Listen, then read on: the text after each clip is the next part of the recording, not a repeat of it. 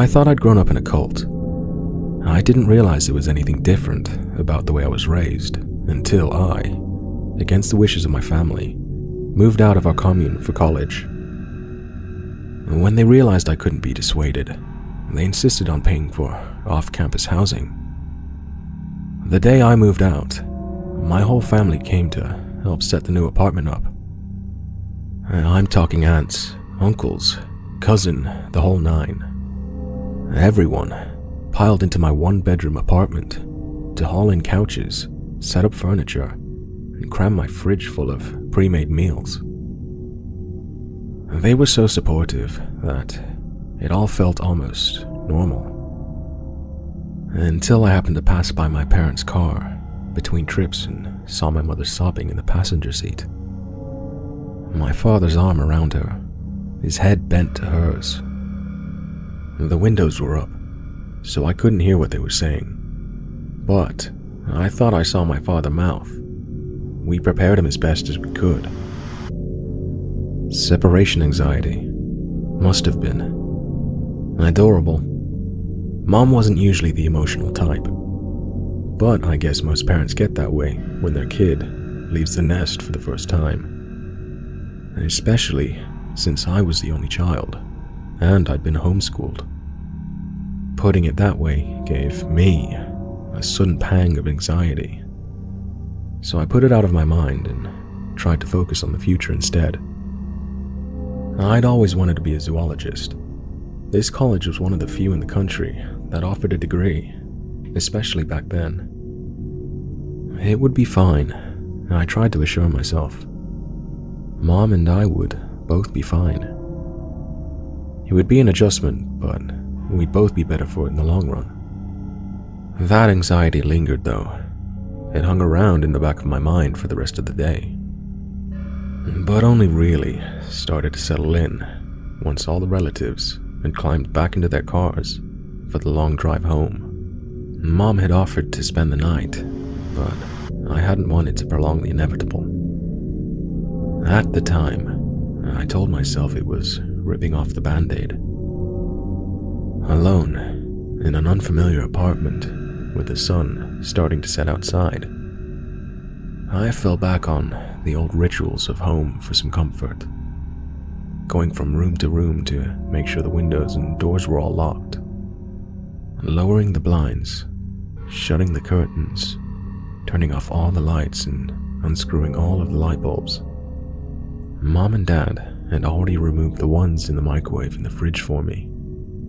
And I'd watched Kathy, my cousin, cover the fire alarm light with a tiny piece of duct tape earlier that day. She was a good kid, Kathy. I thought I was going to miss seeing her around every day.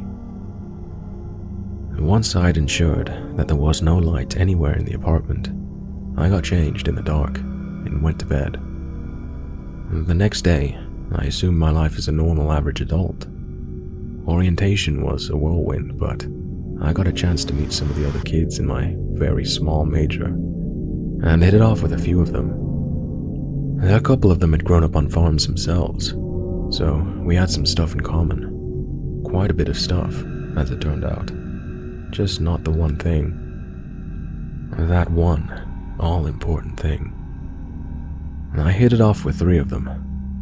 A girl named April and her longtime best friend Jordan. Jordan's boyfriend, Alex, was a pretty great guy as well. And we were all excited to find out we shared a couple of classes and would be seeing a lot more of each other as the semester went on. Especially April and I. We had that kind of instant chemistry, spark. A spark that evolved through the following days and weeks. It was that spark that would eventually lead me to understand just how truly weird my upbringing had been. And it started with her inviting me to dinner.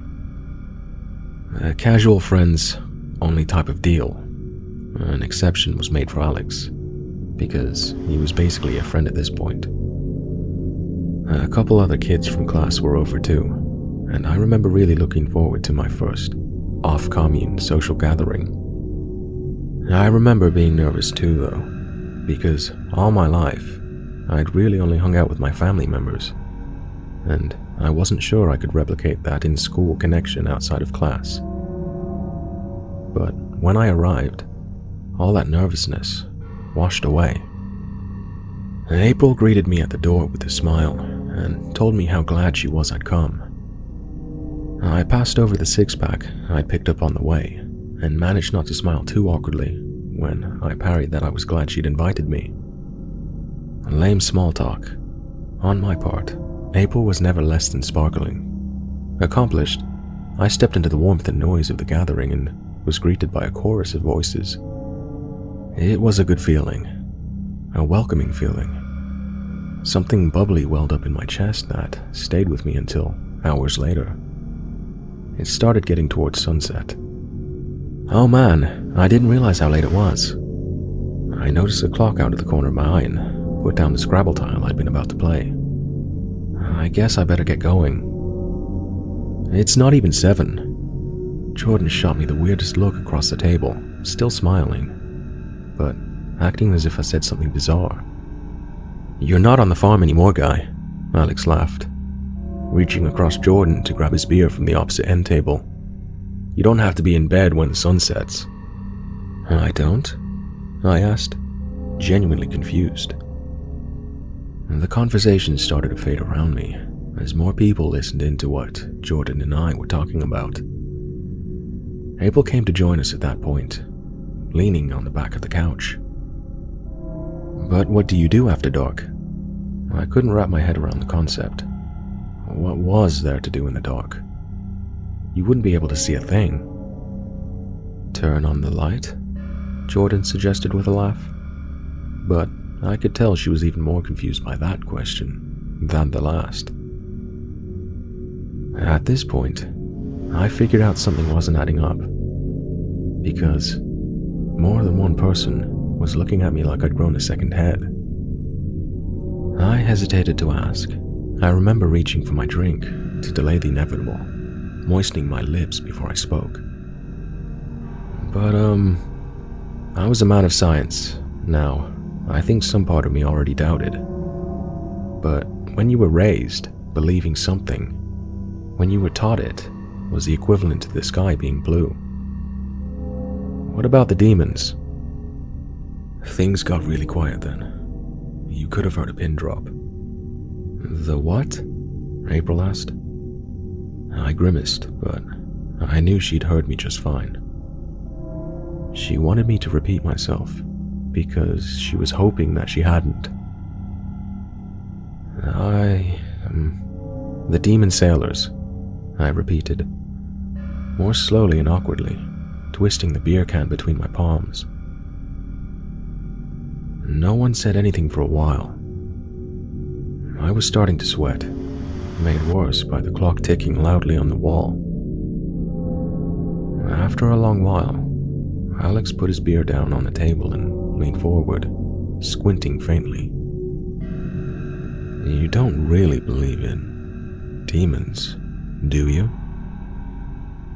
His tone made it clear what the correct answer was. I laughed nervously before April cut in. "Is your family that religious?" Thankful for what felt like an olive branch, I nodded quickly and spread my hands. "I guess so.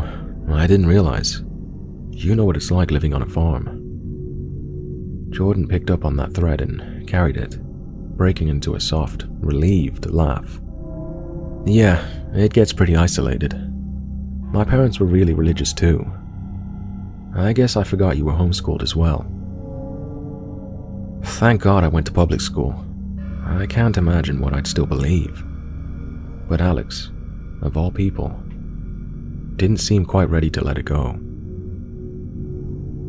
"I gotta ask, man, what exactly is it you think happens if you turn the light on after sunset?" "Well, I checked the expressions of the others, and it seemed to me that they were starting to relax and treat it all as a silly misunderstanding. My family always told me that if you didn't turn out all the lights after dark, demons would come out of the pipes and take away anyone they found near them." Jesus, dude. Someone else in the room laughed. What the fuck? But, Alex pressed. How? I couldn't tell if he was genuinely curious at this point or just being a jerk. I leaned toward the former because he was a pretty nice dude all the rest of the time. So, as I stood to gather my jacket, I tried not to make eye contact, but answered him anyway.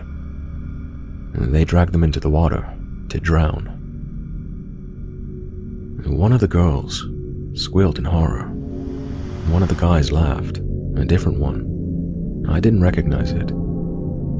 He seemed delighted, not horrified.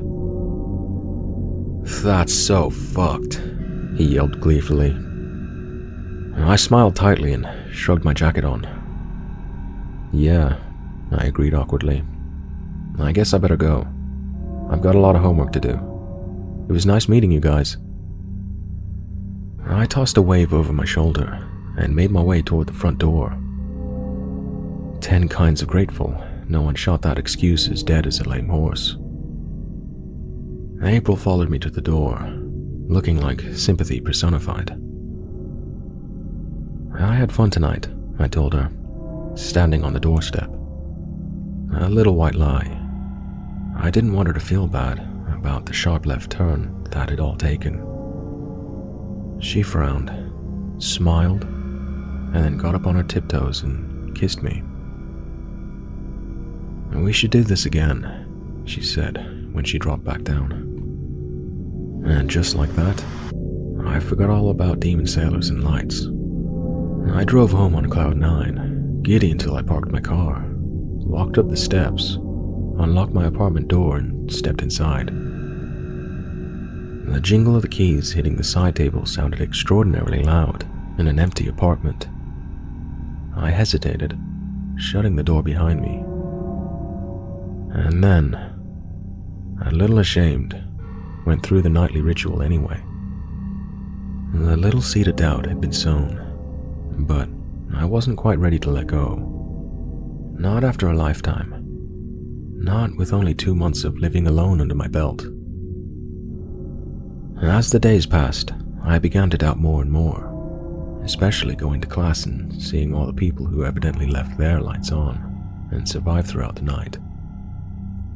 I continued to turn all mine off. But after a while, it became more of a rabbit's foot than anything. A compulsive, superstitious thing I didn't really believe anymore. I even started staying out after dark. I'd hang out with my friends at their place or at a bar or restaurant. But I always turned the lights off before leaving, and I would shower and change in the dark when I got home. April and I went on a handful of very casual dates, but things were getting steadily more serious. In the back of my mind, I knew there was a likelihood one of us was going to spend the night eventually. But I was still a little unprepared for it when that day finally came.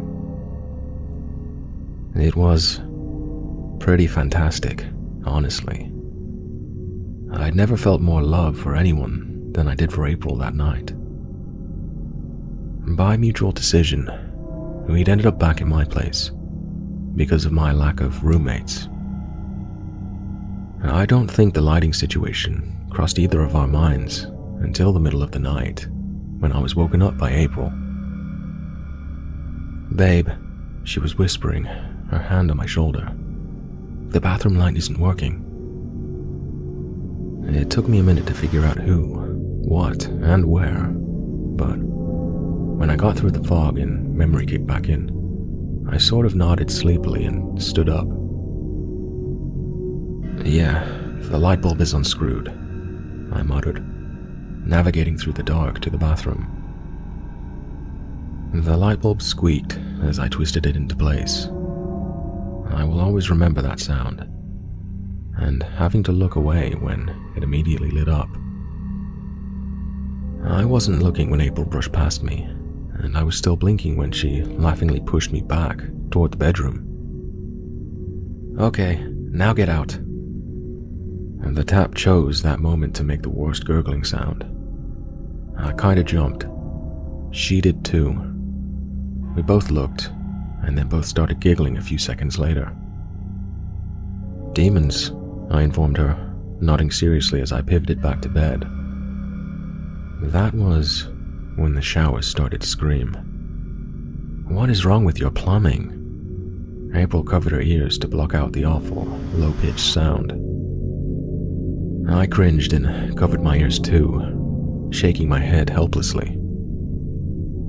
"Never made that noise before," I swore. And then the sink turned itself on. Something brown and pungent started to ooze out in big, gloopy chunks. The toilet began to burble violently, the lid clattering and bouncing as the water churned. It smelled overwhelmingly of brine, salt and fish. I covered my nose and gagged, backing swiftly out of the bathroom. April followed me, also gagging. I palmed the lights off on reflex. It wasn't deliberate, but I swear that everything stopped the second after. I could feel her eyes on me in the dark. Neither of us said anything else. We went to bed, silent, and when I woke up the next morning, she was gone. When I went to see her at her place, she was apologetic, but I could tell she was tense. Something was bothering her. "I'm sorry, I should have stayed, but I really wanted a shower, and your tub was all covered in goop," she said. She was right. We laughed about it a little. I said I'd call my landlord and figure out what that had been all about. And she gave me the sweetest little smile and suggested that we should just sleep at her place until the situation was sorted. Obviously, I was more than okay with that. Until night rolled around. We were cuddled up together, sound asleep, when the pipes began to scream. Jordan started to scream with them. I pretty much flew out of bed. Thank God I was wearing something, because I sure didn't stop to check as I ran down toward the noise. I was in the kitchen before I was even 10% awake, and just staring there stupidly as sludge pumped out of the faucet. Jordan was trying to turn it off, but it seemed like the tap was fighting her. I processed that and ran over to help, but it was like trying to fight a waterfall. Nothing I did seemed to budge it. "What's going on?" Alex stormed into the kitchen. "The bathroom." He saw Jordan and I fighting with the tap and stopped talking, gesturing for us to get out of the way and tossing open the cabinet beneath the sink. We both scrambled back and watched him yank on the water cutoff. For a split second, I thought it wouldn't work. And then, with a deep, agonized roar, it snapped back in the other direction. The brown sludge gave way to brackish green, and then the sink began to fill.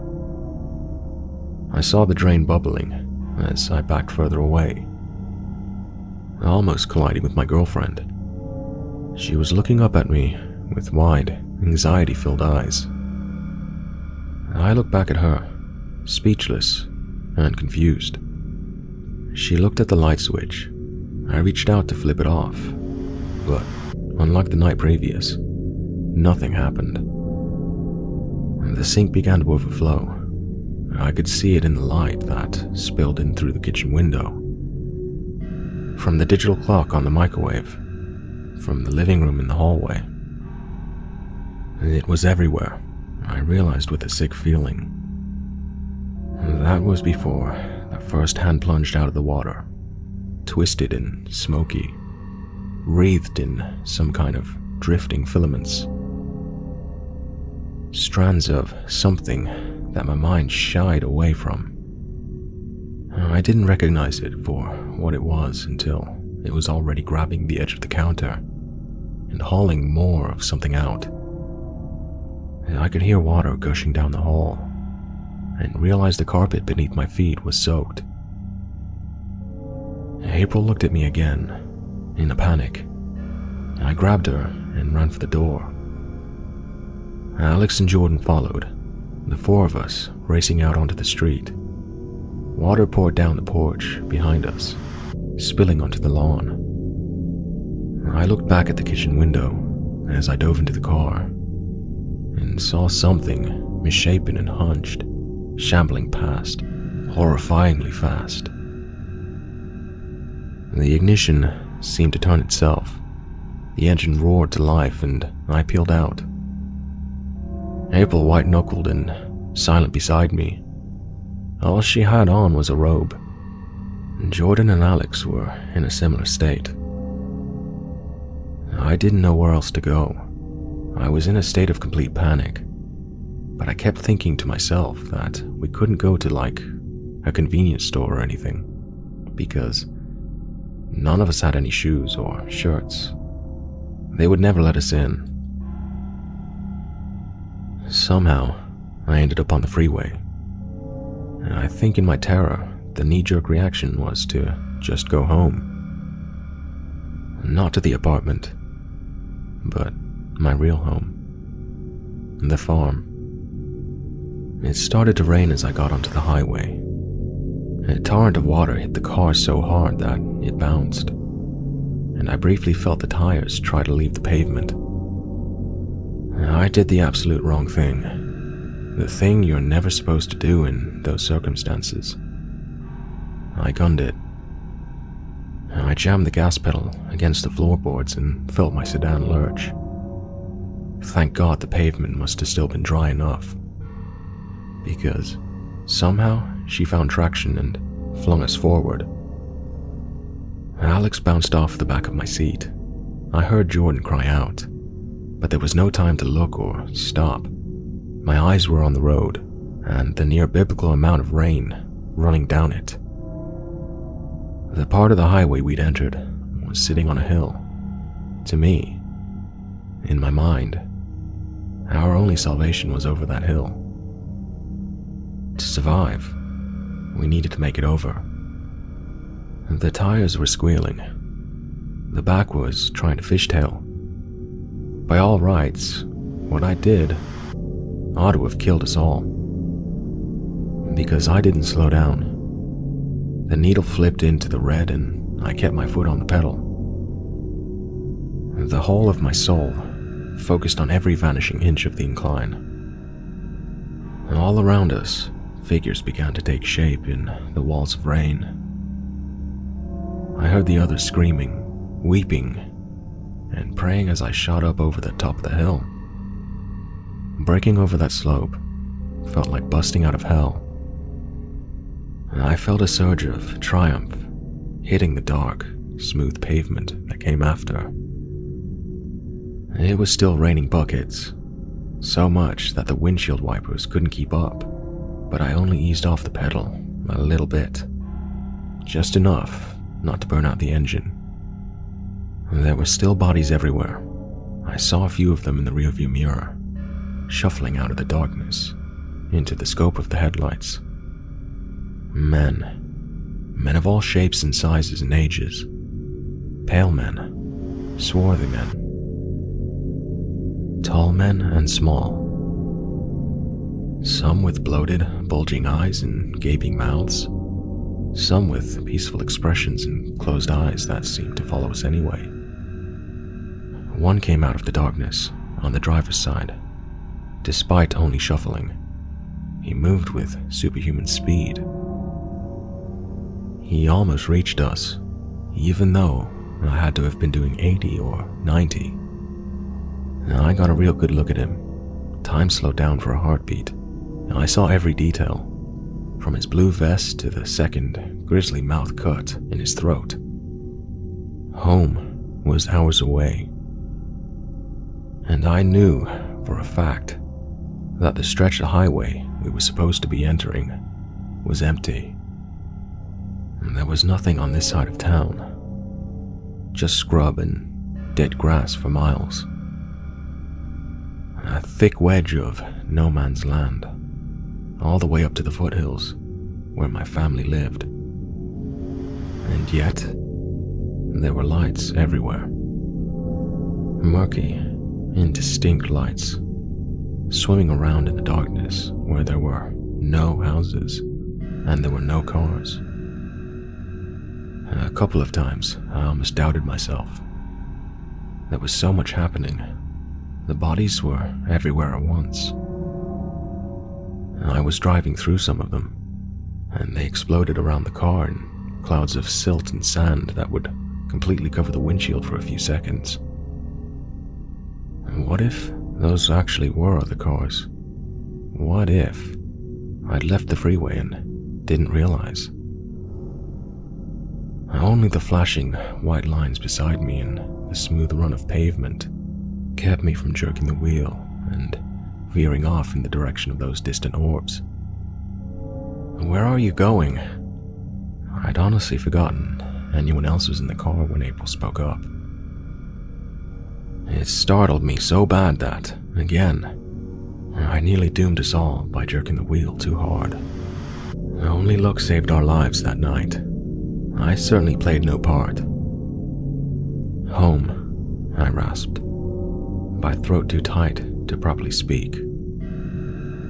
"The cult?" Jordan asked. I saw April's hand dip out of the corner of my eye. The heat came on a second later, but I wasn't paying attention to that. I was counting mile markers when I saw them, always dreading that I'd somehow miss the most important ones. That somehow I'd overshoot my destination. They flicked like flashcards, and while the bodies seemed to be emerging from the dark with less frequency, I knew in the back of my mind that the gas gauge was descending. That little needle was dropping lower and lower. The demons didn't have to keep trying as hard to drive us off the road. Eventually, we'd run out of gas. All they had to do was wait. There was a can of gas in the trunk, but in order to get it, I'd have to pull over, turn the car off, and get out. That didn't seem worth it, but there was also nothing I could do. Eventually, my worst fear came true. The engine sputtered. The pedals stopped responding. We began to lose speed, drifting to a slow, agonizing stop. My hands were clenched so tightly around the steering wheel that I could feel my knuckles popping and the sinews creaking. Alex was demanding what I was doing. Jordan, too. They were reaching over my shoulders like they could drive the car from the back seat, and I heard my parents' voices in the back of my mind. They are drawn to the lights, man-made lights, like the lanterns. I hesitated, and then I killed the ignition. The car coasted a few more feet and went silent. We were plunged into absolute darkness. Jordan and Alex were losing their minds. April just looked at me from the passenger seat. I looked at her and at the bodies walking out of the darkness around us. She took my hand. I squeezed hers. We waited. They wandered in and out of the rain, searching, but it seemed after a few minutes as if they couldn't see us. I forced myself to let go of April's hand and unbuckled a belt I didn't recall engaging.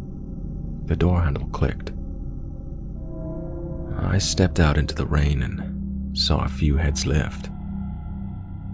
Quietly, as slowly as I could force myself, I walked around to the back of the car and popped the trunk. The spare can sat in the back, garishly red and cheerful.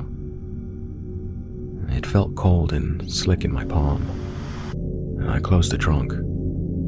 The bang of it closing nearly ended me. Several bodies rushed closer, the slap of wet footprints coming from all around.